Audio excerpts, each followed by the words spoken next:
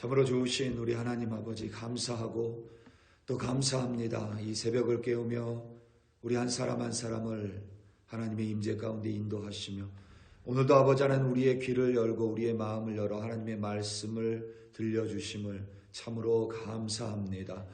오늘 하루를 하나님께 의탁하며 하나님께서 들려주신 말씀에 순종하는 우리들이 되게 하여 주시옵소서. 요셉과 같이 하나님 안에서 말씀을 따라 살며 또 그리하여 오늘도 의롭고 또 긍휼을 품은 자로 살아가며 하나님과 함께 동행하는 우리 한 사람 한 사람으로 인도하여 주시옵소서. 감사합니다. 예수님의 이름으로 기도드립니다. 아멘. 마태복음 1장 18절에서부터 25절로 주님의 말씀을 증거합니다. 우리 다 함께 보시겠습니다. 능력받는 새벽기도, 응답받는 새벽기도, 성령과 함께하는 새벽기도. 할렐루야. 아멘. 어제부터 마태복음 묵상을 시작했습니다. 4월까지 마태복음으로 새벽 예배 주님의 말씀을 증거합니다. 마태복음은 제목이 말하듯이 마태에 의해 쓰여진 복음서, 곧 예수님의 이야기입니다. 마태는 12제자 중에 한 명을 가리킵니다. 특히 마태는 세리였습니다. 당시 문화도 그렇고 지금도 이 세금과 관련된 일을 하는 사람들을 우리는 별로 좋아하지 않습니다. 마치 우리 것을 뺏어가는 이들이라는 인식이 강합니다. 예수님 시대에는 그러한 인식이 더욱더 강했습니다. 정확히 말하자면 단순한 인식이 아니라 실제 그러했습니다. 유대인 세리들은 로마가 정한 일정 금액을 세금으로 납부하면 됩니다. 그 이상을 수거하면 그것은 고스란히 자신들의 세리들의 소유가 됩니다. 그러니까 세금을 많이 거두면 거둘수록 자신의 배를 불릴 수 있었습니다. 세리들은 온갖 수단을 동원하여 많은 세금을 유대인들에게 부과했습니다. 그것은 당시 로마 제국의 식민 지배를 받고 있었던 유대인들, 곧 동족의 피를 빨아먹는 행위와 같다고 여겼습니다. 그래서 유대인들은 세리를 무시하지는 못했습니다. 하지만 천시하고 미워했습니다. 세리였던 마태라고 별반 다르지는 않습니다. 그런데 예나 지금이나 돈을 만지는 사람의 특징이 있습니다. 바로 세상의 흐름과 세상의 문화에 대해서 가장 민감한 사람들입니다. 나라에 큰일이 생기거나 지도자의 문제가 생기면 가장 민감한 것 중에 하나가 증시입니다. 증시는 돈입니다.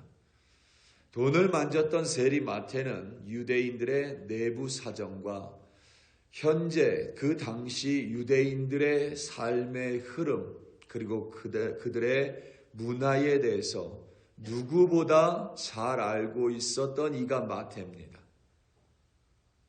그런 마태를 예수께서 제자로 부르셨습니다.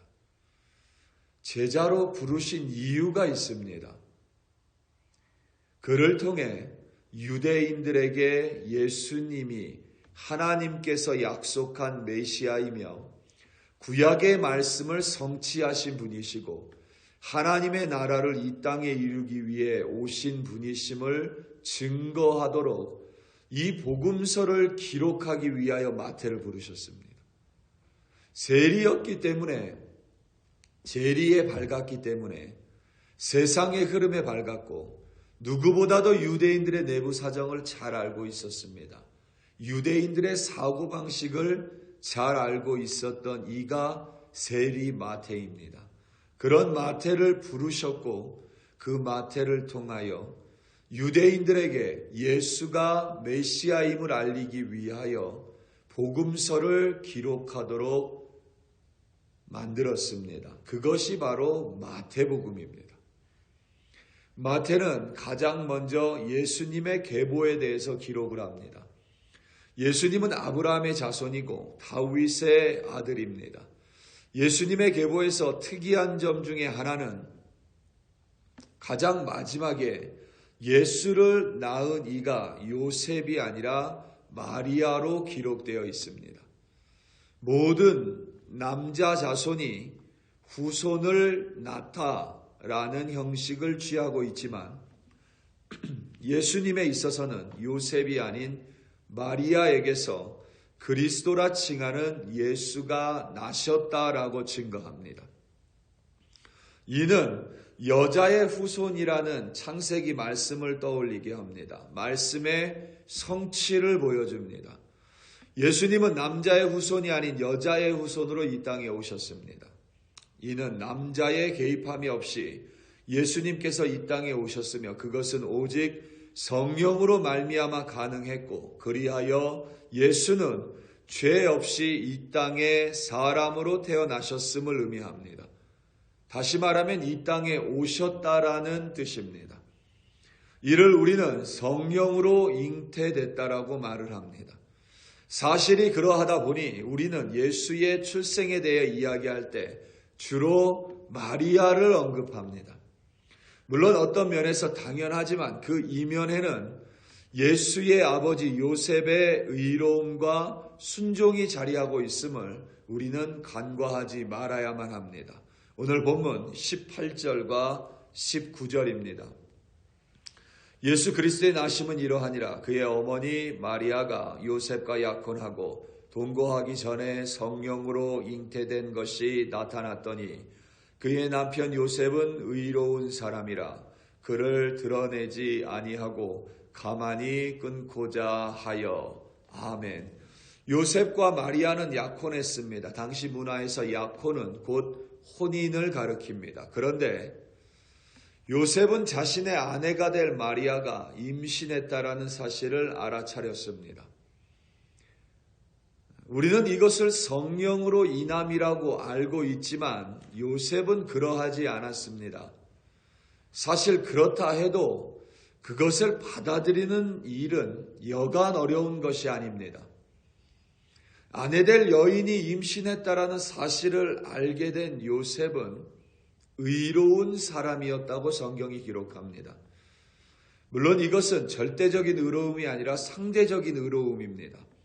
다른 사람에 비해 의로웠다라는 의미인데 그 당시에 의롭다라는 말의 뜻은 구약에 기록된 하나님의 말씀과 모세의 율법을 철저히 지키는 사람을 가리킵니다. 그러니까 요셉은 하나님의 말씀을 지켰고 율법을 지키는 사람이었다라는 뜻입니다. 그게 의로운 사람입니다. 그런데 당시에 약혼한 여인이 임신할 경우 그래서 파혼을 해야 될 시에는 반드시 그것을 공적으로 드러내야만 합니다. 그래야 요셉에게 죄가 없습니다. 무고한 연유로 파혼할 수 없는 까닭입니다. 그런데도 요셉은 자신의 불이익을 감수하고 마리아와 가만히 그러니까 조용히 약혼을 끊으려 했습니다. 이는 요셉이 의로운 사람일 뿐만 아니라 그 의로움을 넘어서는 긍휼과 자비의 사람임을 보여줍니다. 이는 요셉 자신을 위함이 아닙니다. 율법에도 어긋납니다. 율법에 의하면 공적으로 드러내야만 합니다. 그러함에도 불구하고 요셉은 마리아가 임신한 사실을 알고 가만히 끊으려고 했습니다.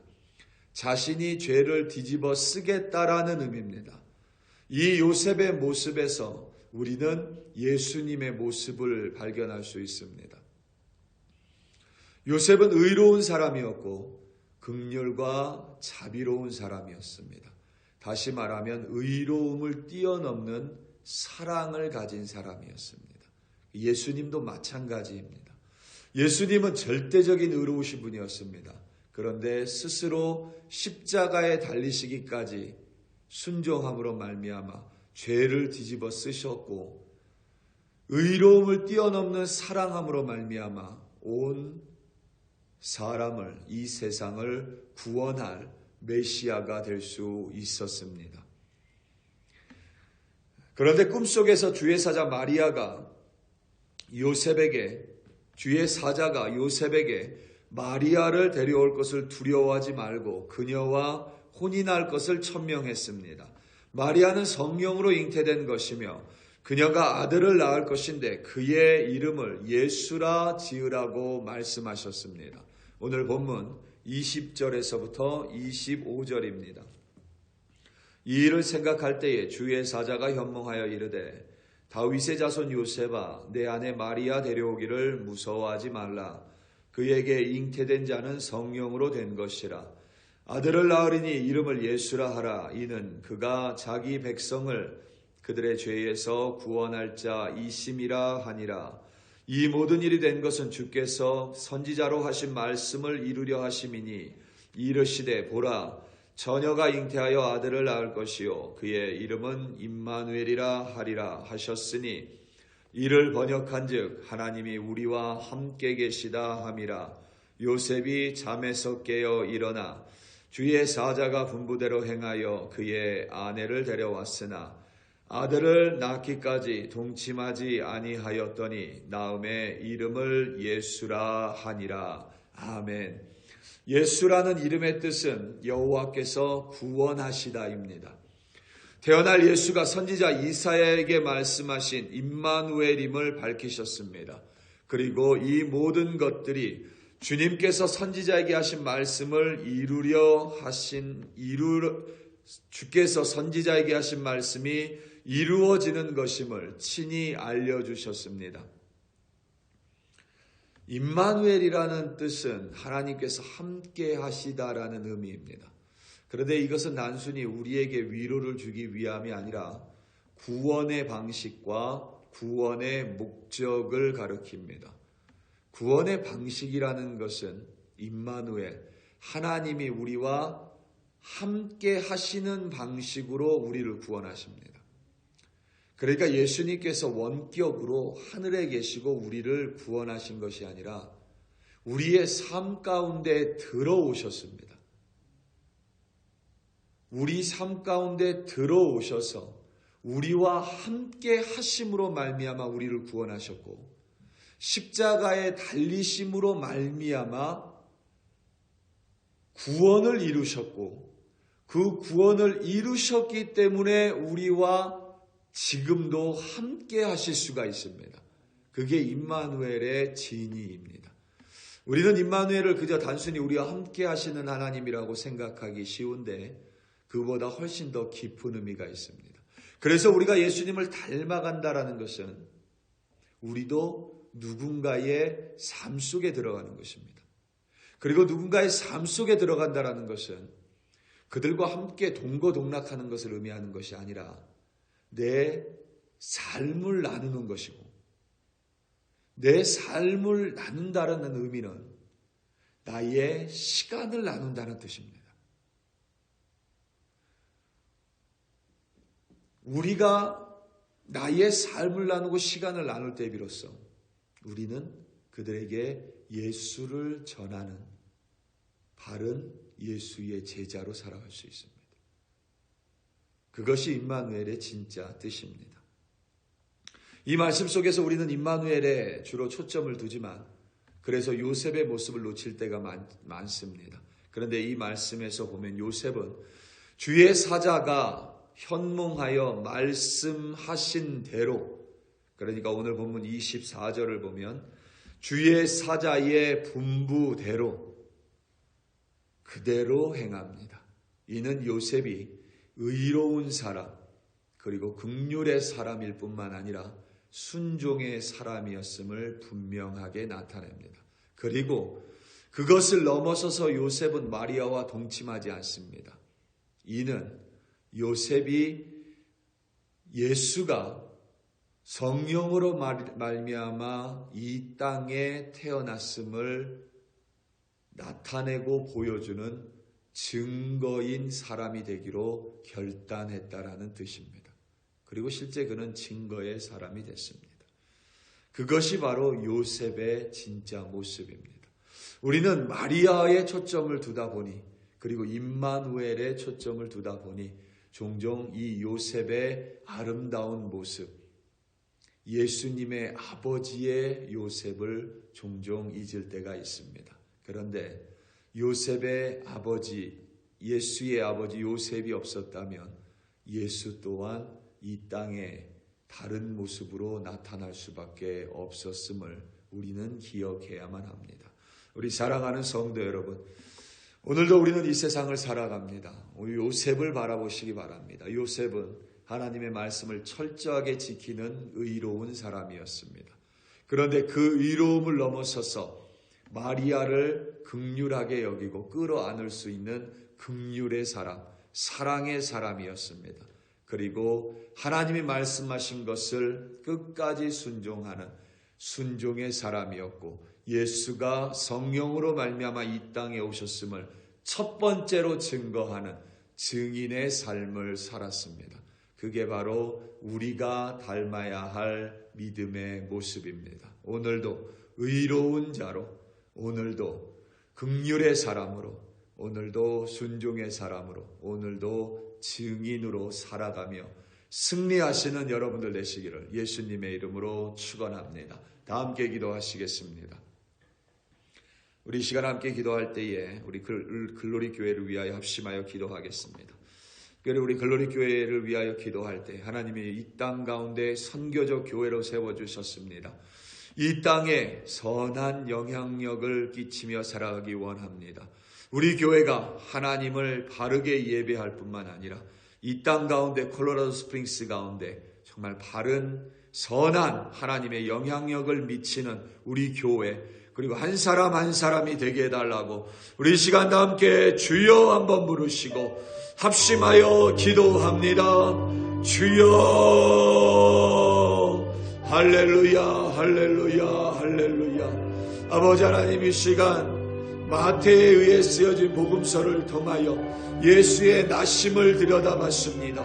그리고 예수의 나심 속에서 임마누엘의 하나님 되시는 예수 그리스도, 우리와 함께 하심으로 말미암아 구원을 이루신 우리 예수 그리스도를 통하여 우리가 하나님으로부터 부르심받은 제자이고 하나님의 자녀이고 구원받은 자임을 다시 한번 깨달았습니다. 그리하여 요셉을 통하여 이 땅에 오신 예수 그리스도, 우리도 요셉과 같이 아버지 하나님 말씀에 순종하는 의로운 자가 되기로 다시 한번 결단하며, 또한 아버지 하나님 의로움을 뛰어넘는 사랑의 사람, 긍휼의 사람이 되기로 기도합니다.